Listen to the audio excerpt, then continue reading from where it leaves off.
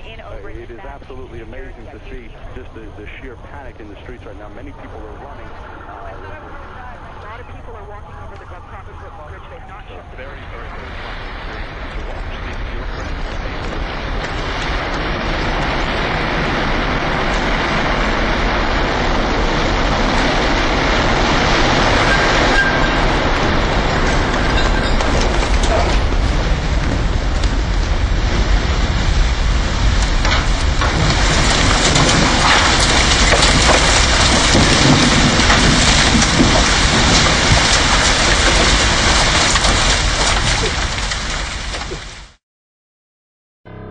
Let us never tolerate outrageous conspiracy theories concerning the attacks of September the 11th. Malicious lies that attempt to shift the blame away from the terrorists themselves, away from the guilty. On September 11th, 2001, 4 planes crashed within an hour and 15 minutes of one another. Do we want to think about scrambling aircraft? Oh, God, I don't know. That's a decision somebody's going to have to make probably in the next 10 minutes. Everybody just left the room. I heard about the terrorist attack. I was in Florida. I was sitting outside the classroom waiting to go in, and I saw an airplane hit the tower of a TV. The TV was obviously on. We have something that has happened here at the World Trade Center. We noticed flame and an awful lot of smoke from one of the towers of the World Trade Center. My heavens, this is just happened within... Smoke is pouring out. This gas goes from one side of the building practically all the way to the other. We had seen a... And then 18 minutes later, at 9:03 Eastern Time, United Airlines Flight 175 slammed into the South Tower of the World Trade Center. Here's another plane just flew into... There is an explosion. The explosion is incredible! Both buildings of the World Trade Center are definitely on fire. There is black smoke. And then at 9:43, it was reported that American Airlines Flight 77 had hit the Pentagon. Meanwhile, it was beginning here in Washington. Another hijacked plane hits the Pentagon. U.S. officials are saying there was no warning, no indicators of any kind of a likely terrorist attack. Number 2, they say Pentagon officials within the intelligence and the counterterrorism offices are now looking at this very intensely. They obviously can't reach any firm conclusions at this point, but they say they had no warning. 10 o'clock Eastern Time this morning, just collapsing on itself. This is a place where thousands of people work. We have no idea what caused this. It sounded like gunfire, bang, bang, bang, bang, bang, and then all of a sudden, 3 big explosions. Explosions, 3 thuds, and turn around to see the building we just got out of. Antenna tip over and fall in on itself. At 10 o'clock Eastern Time, United Airlines Flight 93 crashed in Shanksville, Pennsylvania. One of those cases where the pictures really do tell the story, that sort of the most horrifying aspect of this particular crash scene is how little debris is visible. There is a large crater in the ground, and I'm hoping that you all are seeing it as I'm talking about it. We just saw that as well. The second tower, the only one that was standing, tower number 1, we saw some kind of explosion, a lot of smoke come out of the top of the tower, and then it collapsed down onto the streets below. David Lee, what can you tell us? John, just seconds ago there was a huge explosion, and it appears right now the second World Trade Tower has just I remember getting a call from the fire department commander telling me that they were not sure they were going to be able to contain the fire. And I said, we've had such terrible loss of life. Maybe the smartest thing to do is pull it. And they made that decision to pull, and then we watched the building collapse.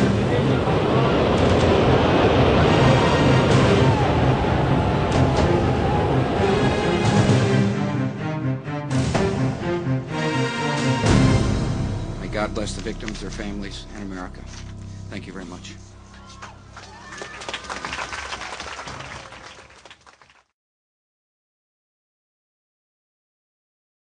The official story is that Flight 77 dropped to within inches of cars as it made its final approach to the Pentagon.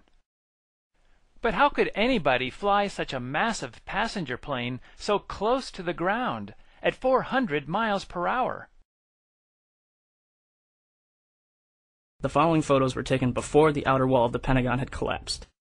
The only damage to the outer wall of the Pentagon is a single hole, approximately 16 feet in diameter. Are we supposed to believe that a Boeing 757, weighing almost 100 tons, disappeared into this hole without leaving any wreckage on the outside? But let's say that the fuselage of the plane caused this 16-foot hole. Why is there no damage where the wings, or the vertical stabilizer, or the engines would have slammed into the building? Why are the windows next to the hole completely intact?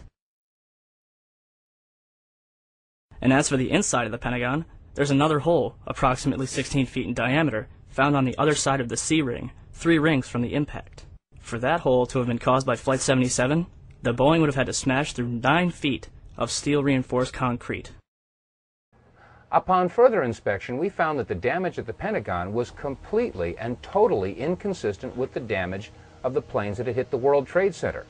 I mean, after all, the planes that hit the Trade Center created a fire so intense that it fatigued the steel and collapsed the buildings, or so that's what we were told. And yet, when you look at the left side of the Pentagon, you'll note that there is very little, if any, smoke damage or heat damage at all. On the 3rd floor, it's very plain to see a file cabinet with a computer monitor. Neither of them are damaged. On the 2nd floor, you can see a wooden desk. It hasn't burned.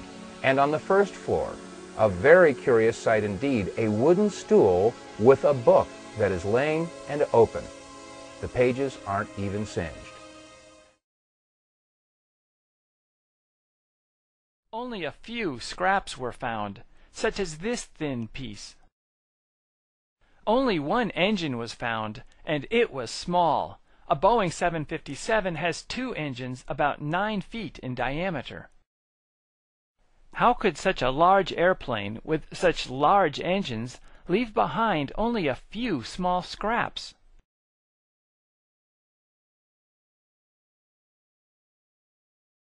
Surveillance cameras from a nearby gas station and Sheraton Hotel would have captured the entire thing.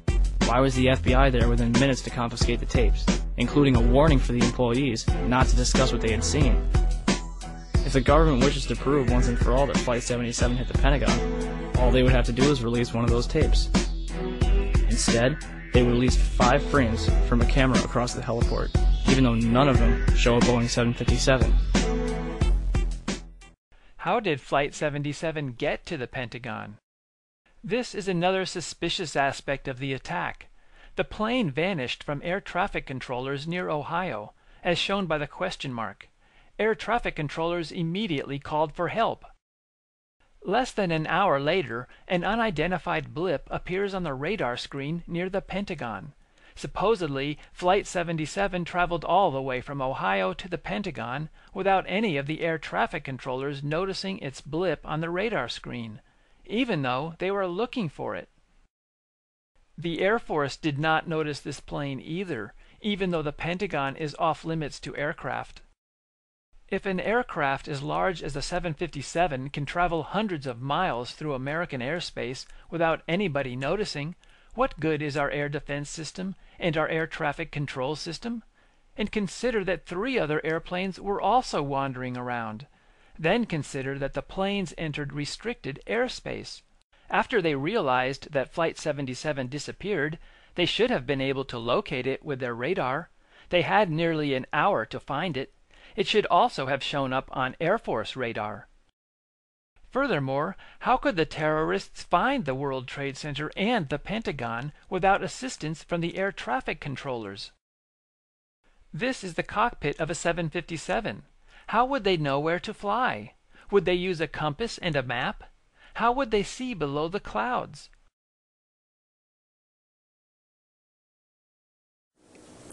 Pentagon tied up going into town, and I heard this plane come over my head. It was really slow. What size plane? It sounded like a small plane. I mean, it was like a cruise missile with wings. Went right there and slammed right into the Pentagon. Huge explosion, a great ball of fire, smoke started billowing out.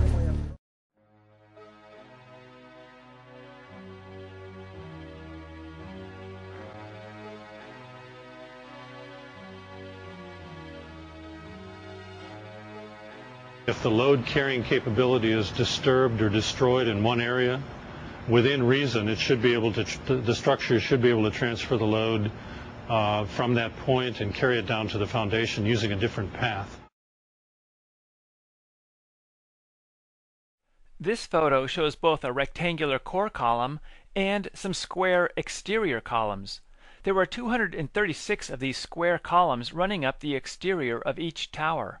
Every floor was a mesh of steel trusses. There were 2 sets of trusses crisscrossing each other to form a rectangular grid. Corrugated steel pans were attached to the top of the trusses. Concrete was poured into these pans to form strong, flat, and fireproof floors. The exterior columns were spaced every meter along the outside of the towers. Windows were placed between the columns. The exterior columns were further strengthened with steel plates. The plates were welded to the columns and then bolted to one another. This grid of trusses was repeated every 12 feet. It is important to realize that the framework of these towers were 100% steel.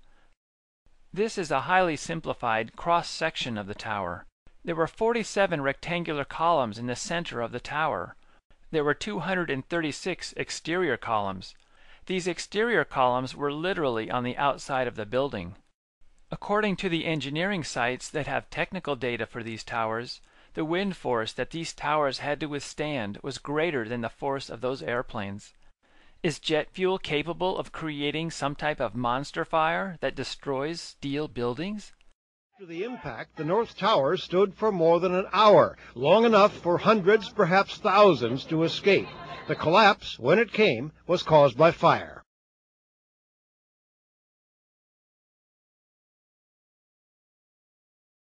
The maximum temperature hydrocarbons can reach in the atmosphere is about 1800 degrees Fahrenheit. However, that maximum temperature can be reached only when the hydrocarbons and the air are mixed in perfect proportions, such as a kitchen stove. Even though stoves reach the maximum possible temperature, they never shatter into pieces. So how could even lower temperatures cause the towers to disintegrate? Even if the fires were intense, fire does not shatter steel structures. The 32-story building in Madrid, Spain, is a good example. The fire became so intense that it spread from one floor to the next. This fire was much larger than the fire at the World Trade Center. However, the building remained standing, and it continued to support a large construction crane at the top. The issue of the World Trade Center's collapse is at the crux of the story of September 11th. Kevin Ryan, an employee at Underwriters Laboratories, the company that certified the steel components that were used in the World Trade Center, sent a letter to Frank Gale of the National Institute of Standards and Technology, arguing that the steel used in the World Trade Center met all the standards for resistance against a fire. We know that the steel components were certified to ASTM E119. The time temperature curves from this standard require the samples to be exposed to temperatures around 2000 degrees Fahrenheit for several hours. I think we can all agree that even unfireproof steel will not melt until reaching red-hot temperatures of nearly 3000 degrees Fahrenheit. The contention that this steel did fall at temperatures around 250 degrees Celsius suggests that the majority of deaths on September 11th were due to a safety-related feature.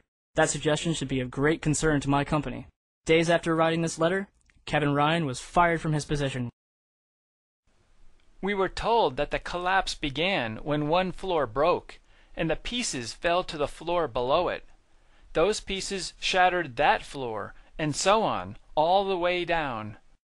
However, when the pieces hit the floor below, they will slow down slightly. Therefore, there should be a delay every time the pieces hit a floor. According to the scientists who analyzed the seismic data, the North Tower collapsed in about 8 seconds. The collapse started at about the 94th floor, near this woman. This means that 94 floors shattered at an average rate of about 10 floors per second. If this woman had tossed a steel beam off the edge, it would have hit the ground about 8 seconds later. The formula to figure this out is very simple, if we ignore air resistance. 94 floors at 12 feet per floor is 1128 feet. Divide that by 16 and take the square root, and we get 8.4 seconds. This means that the North Tower collapsed as fast as objects fall when there is no air resistance. How can steel skyscrapers disintegrate so rapidly? Out of the tower. Now this is tape, and you can see now whether that was an explosion or exactly what happened that caused that second tower to collapse. We cannot tell you. Do you still think that jet fuel brought down the World Trade Center? In all the videos of the collapses, explosions can be seen bursting from the buildings 20 to 30 stories below the demolition wave. Here,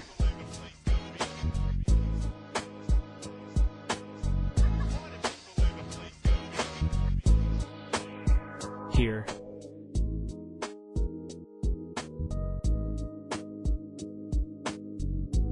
here,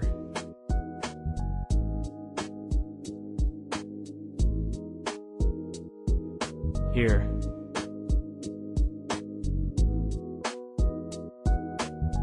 here, here, and here. Etienne Sauret was filming her documentary, WTC the First 24 Hours, and caught both collapses on tape. Watch carefully.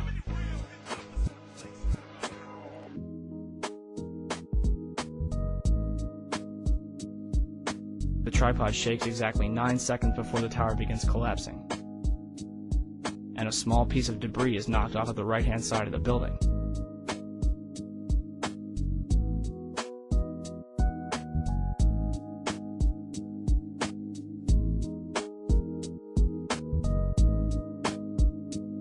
Not to mention this video of the second impact. An explosion is clearly seen bursting from the building more than 50 feet from the crash.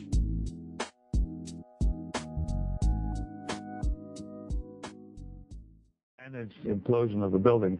If you've seen many of the managed demolitions where they implode a building and they cause it essentially to fall vertically because they cause all of the vertical columns to fail simultaneously. That's exactly what it looks like, and that's what happened. It was live on television. I mean, just literally millions of people.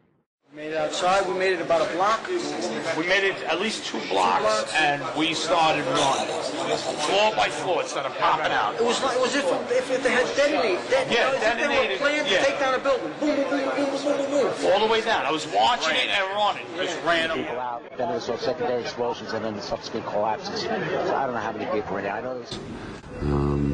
If you wish to bring anybody who's ever watched a building being demolished on purpose knows that if you're going to do this, you have to get at the under infrastructure of a building and bring it down.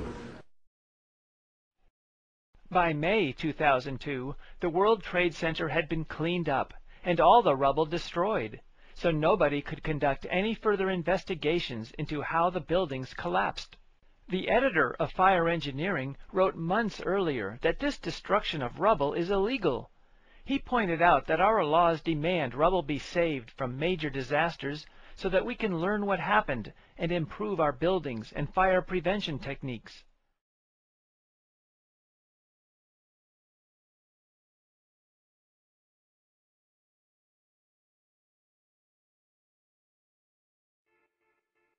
Later that evening at 5:30, World Trade Center 7 suddenly collapses. The building's tenants include the CIA, the Secret Service, and Rudy Giuliani's emergency bunker. And the SEC was using it to store 3,000 to 4,000 files related to numerous Wall Street investigations. The official explanation is that falling debris created an internal fire, which ignited several fuel tanks inside the building. If this is true, then it would be the third building in history to collapse because of a fire. The first 2 would be the Twin Towers.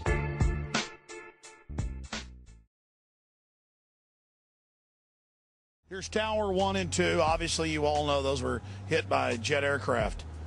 And then we have Building 7, the furthest away from all the other buildings. Building 7 was 47 stories tall. And this building that wasn't hit by a plane, that had no damage to it, collapsed symmetrically. Building 7 was a block away, where my hand is. But the red flashing square is where Bankers Trust still stands today. It had Tower 1 fall onto it, but just had light damage. This photo shows the fires at 3 p.m. The fires are not easy to see because they are small. Nearby buildings and reflections make it difficult to figure out where Building 7 is, so I'll fade out the other buildings for a moment so that you can see Building 7 more clearly. There are only a few flames in only a few of the thousands of windows of this large building. Compared to other office fires, these are small.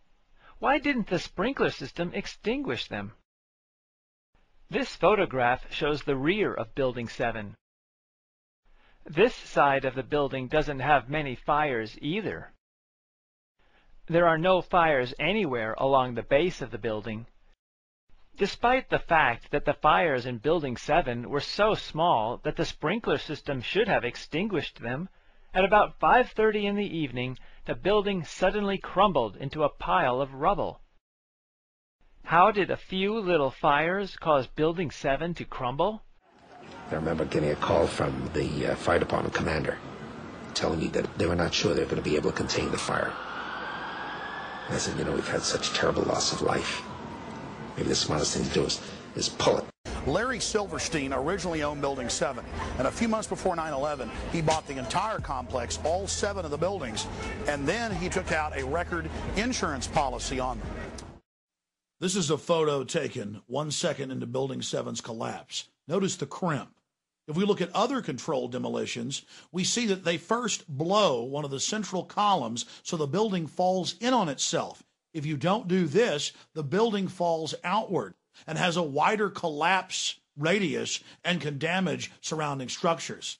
Seconds after 7 collapsed, this is what Dan Rather had to say about it. Trade Center Building 7 has collapsed. Now, here we're going to show you a videotape of the collapse itself. Describe that. Now we go to videotape, the collapse of this building.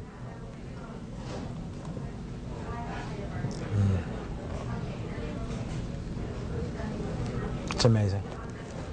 Amazing, incredible, pick your word. For the 3rd time today, it's reminiscent of those pictures we've all seen too much on television before, when a building was deliberately destroyed by well-placed dynamite to knock it down. And they made that decision to pull, and then we watched the building collapse. We've all seen controlled demolitions on television.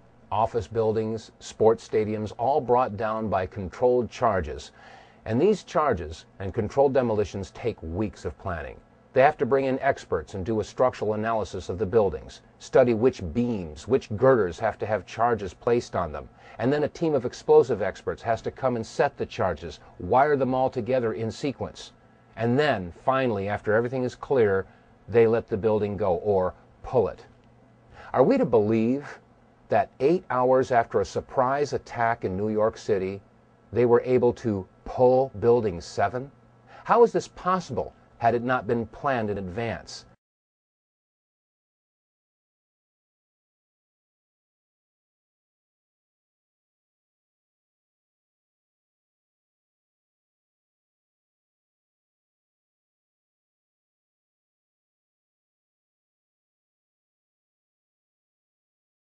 The events of 9/11 begin with aircraft going wildly off course.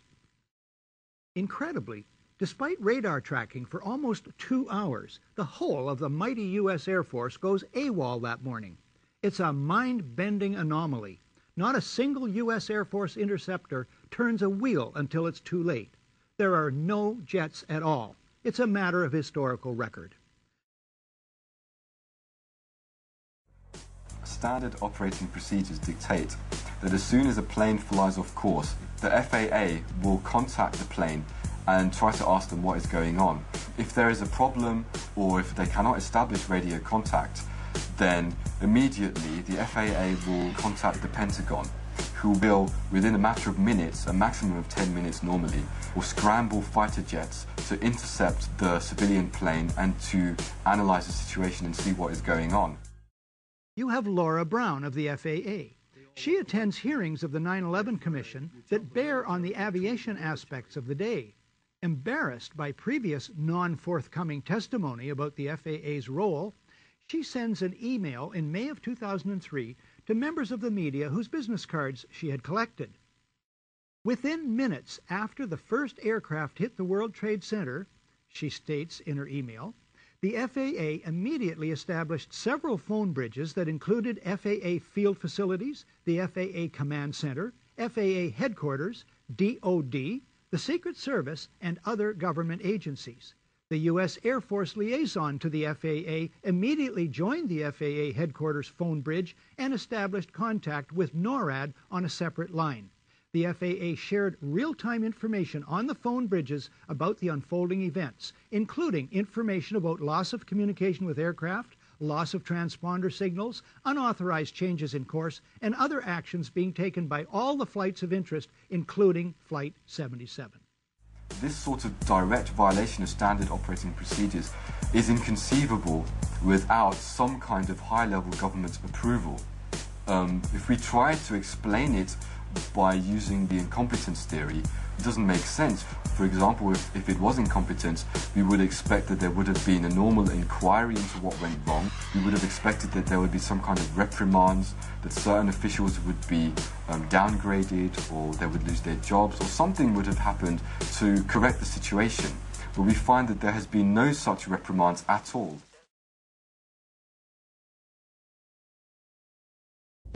The North American Aerospace Defense Command is charged with defending North America's airspace. On the morning of September 11, 2001, Vice President Dick Cheney was in control of NORAD. This was the first time in U.S. history that a president or vice president was in direct control of the military agency.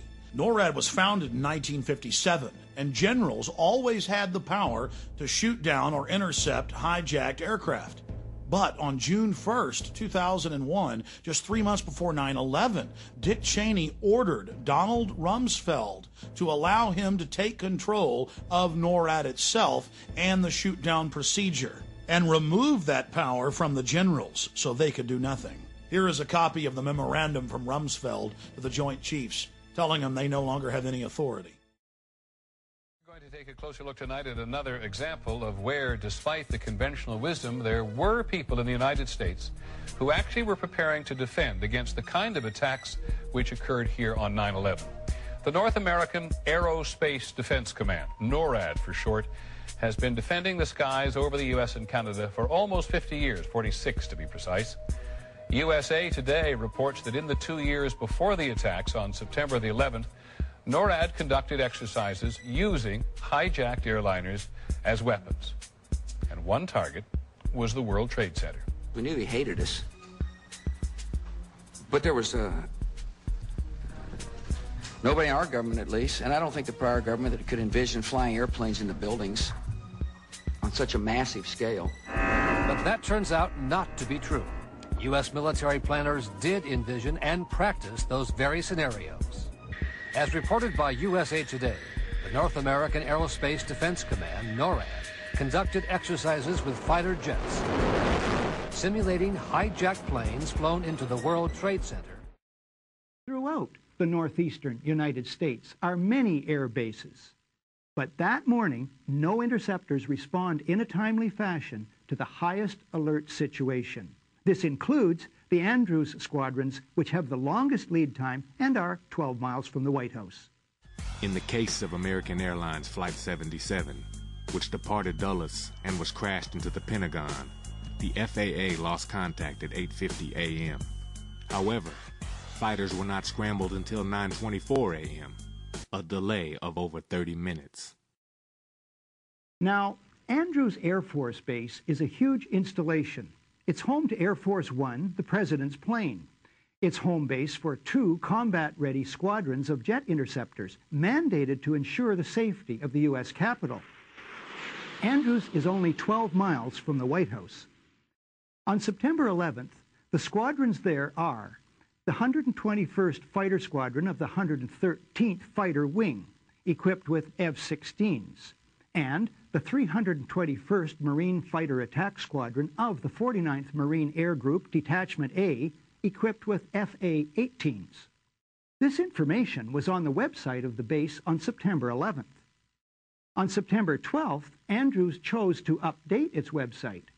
I find it odd that after the update, there's no mention of the F-16 and F-18 fighters. The base becomes, according to the website, home to a transport squadron only. Yet at 6:30 the evening of September 11th, NBC Nightly News, along with many outlets, reported it was after the attack on the Pentagon that the Air Force then decided to scramble F-16s out of the D.C. National Guard Andrews Air Force Base to fly a protective cover over Washington, D.C. What is the reason for the failure of U.S. military jets to show up in a timely fashion on 9/11? Well, the simple fact is, Barry, they didn't know where to go. The reason that they didn't know where to go was because a number of conflicting and overlapping war game exercises were taking place. One, with only 8 available fighter aircraft, and they have to be dispatched in pairs, they were dealing with as many as 22 possible hijacks on the day of 9/11, and they couldn't separate the war game exercises from the actual hijacks.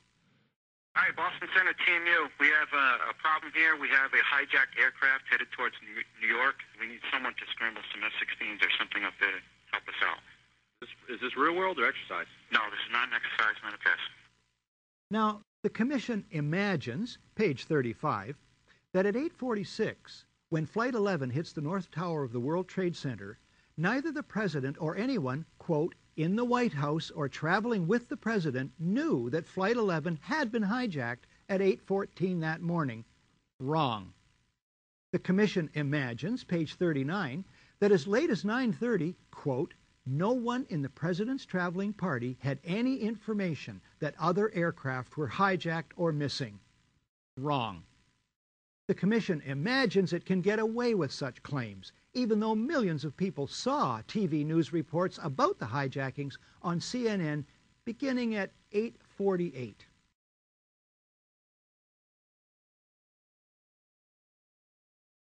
The 9/11 Commission published their report in July 2004.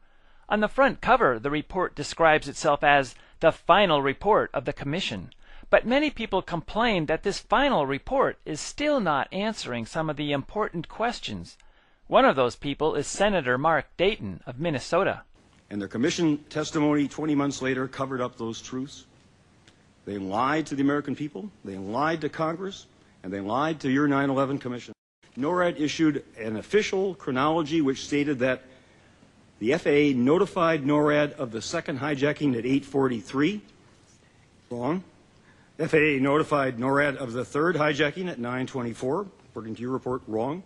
FAA notified NORAD of the fourth hijacking at an unspecified time, and that prior to the crash in Pennsylvania, Langley F-16 Combat Air Patrol planes were in place, remaining in place to protect Washington, D.C. All untrue. The cover-up is as important as the crime.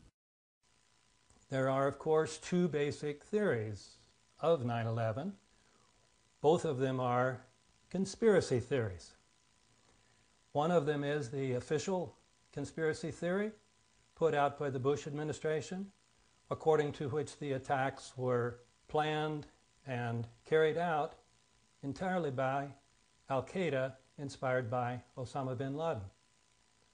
The other account, which is the alternative conspiracy theory, suggests that the attacks were made possible by the complicity of the Bush administration itself. But it is definitely not impartial as between these 2 theories. The Commission began its work simply by assuming the truth of the official theory. And it uses this theory to decide which events are relevant. If the official story is true, the White House surely must be highly motivated to turn heaven and earth to investigate the events of that day as quickly and thoroughly as possible. That's how it's usually done. 6 days after the sinking of the Titanic, a chairman is appointed to head an investigation. 9 days after Pearl Harbor, the first of 4 investigative commissions is struck. The JFK assassination, the Challenger disaster, 7 days each. How many days after 9/11 is it that President Bush names someone to head an investigation? This commission has been charged with a crucial task. Call it foot-dragging.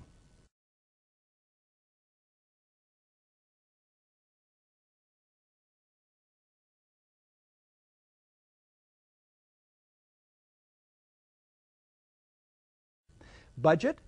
In January 2003, the Bush administration allots the Commission $3 million. This compares to $5 million for a 1996 commission that looked into casino gambling, and $50 million each for the inquiries into the Columbia shuttle explosion and the Clintons' failed Whitewater deal. The dollar amount is later grudgingly raised but never exceeds $15 million.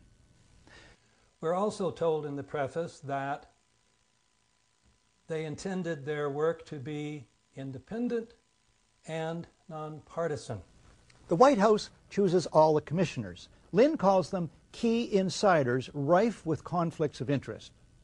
The White House brazenly appoints as the executive director one Dr. Philip Zelikow, a right-wing Republican hawk deeply involved in the Bush circle, a member of the Bush-Cheney transition team, and a National Security Council advisor with Condoleezza Rice under Bush 1. Now, why is this important? As director of the staff, he decided which lines of inquiry were worthy to be looked into, which subjects should be subject to research, and which ones should not. Therefore, as executive director, Zelikow could direct the staff to investigate those events that were relevant to the official conspiracy theory and simply ignore all events that would be supportive of the alternative conspiracy theory.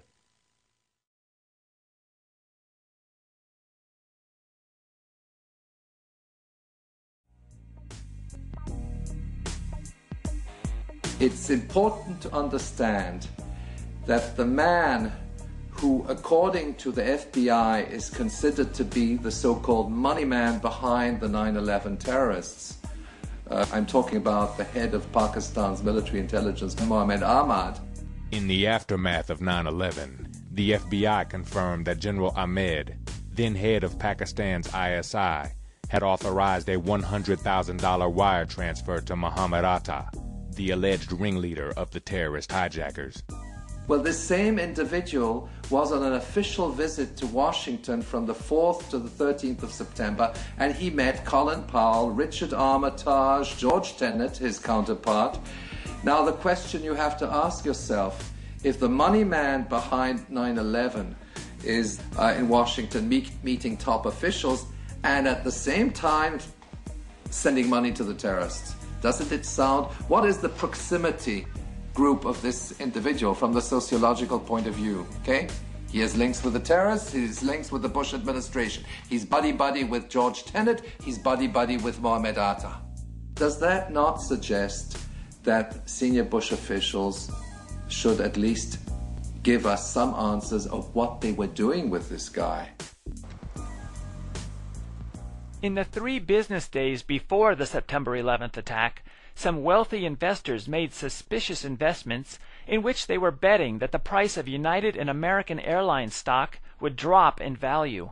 After the attack, they made millions of dollars profit. Many people assumed that those investors knew the attack was going to occur, and that they decided to take advantage of it. Who were those investors? Within days, government agencies in the United States and other nations began an international investigation to determine who those people were and whether they knew the attack was coming. That international investigation has been going on, and we're still waiting for their conclusion. Doesn't this imply that somebody stopped every one of those investigations? How could terrorists have the ability to stop such important investigations? And in several different countries. The population doesn't know this because people like the Western media, the media in Canada and the United States, don't tell them. So what about the hijackers? It's the funniest thing, but at least 9 of them are still alive. Walid al-Shari is a Saudi Airlines pilot in Casablanca, Morocco. Wael M. al-Shari is alive and well. Abdulaziz Al-Amari is a Saudi Airlines pilot living in Saudi Arabia. Mohand Al-Shari is alive in Saudi Arabia. Khalid Al-Madar is a computer programmer in Mecca. Salam Al-Hamzi works at a chemical plant in Yanbo, Saudi Arabia. Saeed Al-Ghamdi is training to be a pilot in Tunis. Ahmed Al-Nami is an administrative supervisor for Saudi Airlines. And last but not least, Mohammed Atta's father claimed to receive a phone call from his son on September 12th. Evacuation. And these people. My son was ordered! Real question. Let's ask some real questions. Is that unfair? And what about the bunker? You didn't ask him about the bunker, the Office of Emergency Management bunker, on fire? We are getting ready for the next round. Remember this. Your government funded and trained Al-Qaeda. Repeat it again. Your government funded. The Al-Qaeda network is considered by the CIA to be an intelligence asset, and intelligence assets are controlled by their sponsors. That does not, of course, mean that Al-Qaeda is necessarily pro-American. It means that Al-Qaeda is being used to perform certain functions for the U.S. Intelligence apparatus. And it goes through a whole complex group of intermediaries.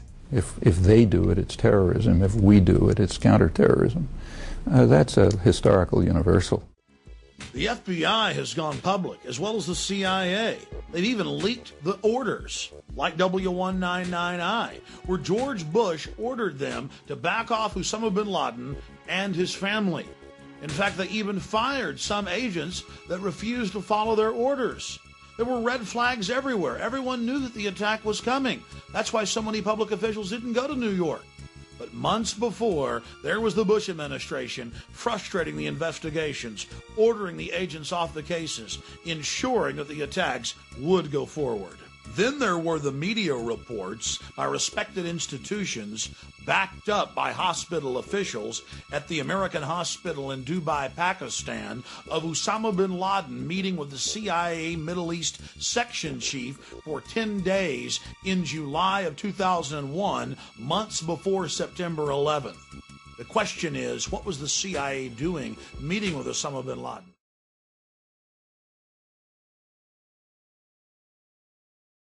Howard Dean recently seemed to muse aloud whether you had advanced knowledge of 9/11. Do you agree or disagree with the RNC that this kind of rhetoric borders on political hate speech? Yeah. Look, there's time for politics. And, it's time for politics. And, it's an absurd insinuation. Who don't want the facts to be known, and for very good reasons. Because if people know the facts, they're not going to tolerate them. So therefore you have to prevent them from knowing. You have to indoctrinate them. You have to tell them stories. What justification do we have for bombing Afghanistan? Oh, that's right. The Bin Laden confession tape. On December 14th, 2001, the government released a tape, allegedly of Bin Laden confessing to the attacks of September 11th, which they claimed to find in a house in Kandahar, Afghanistan. Except there's a number of things wrong with this tape. 1. The tape itself is of very poor quality. And 2. The man in the video looks and acts nothing like Bin Laden. According to the FBI's website, Osama is left-handed. Yet, in this video, he's writing a note with his right hand. Not to mention, he's wearing a gold ring and watch, which is forbidden by Islamic law, and is also never mentioned in the FBI's description of him. Compare this video to 4 other pictures of Bin Laden. Does anybody else see a problem here? Until the government can prove without a shadow of a doubt that Al-Qaeda was behind September 11th, the American people have every reason to believe otherwise.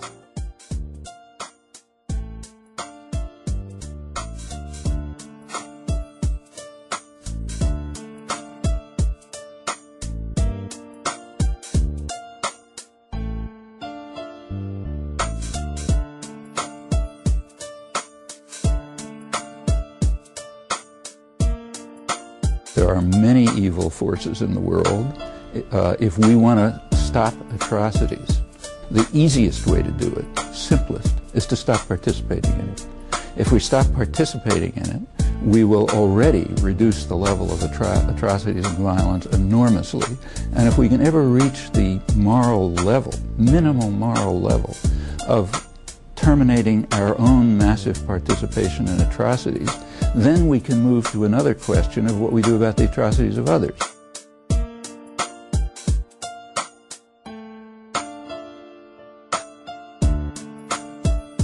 It's the task of populations to free themselves from those kinds of controls and domination.